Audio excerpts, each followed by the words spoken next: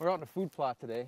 It's beginning of February, and one thing you can do this time that a lot of guys don't think about is when you got a big round food plot like this, you have to be a certain distance away from all the big trees to grow your annuals. You might think this whole thing would be good for growing like a big and beastie or monster magnet or something you plant in the spring or the fall that needs full sun to really do as best it can do.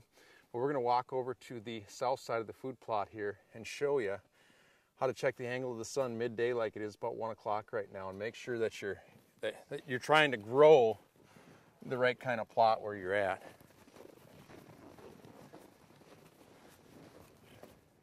So now we're on the south side of the food plot midday, and you can see for probably the first 15 yards on the south side of this plot, it's the middle of the day and it's really shady.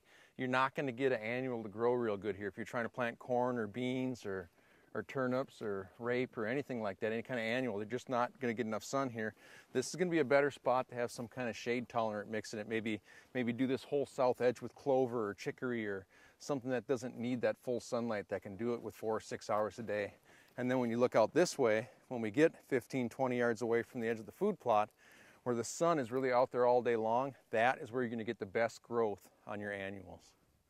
So you just, get out in your spots before you plant and really take a look. I mean, if you got shadows on the ground midday and the sun's coming through the trees, it's not going to be a good spot for an annual. Put a perennial there that's shade tolerant, and save your annuals and that you're dumping all the fertilizer on for the wide open spots in the plot that are getting sunlight at least most of the day.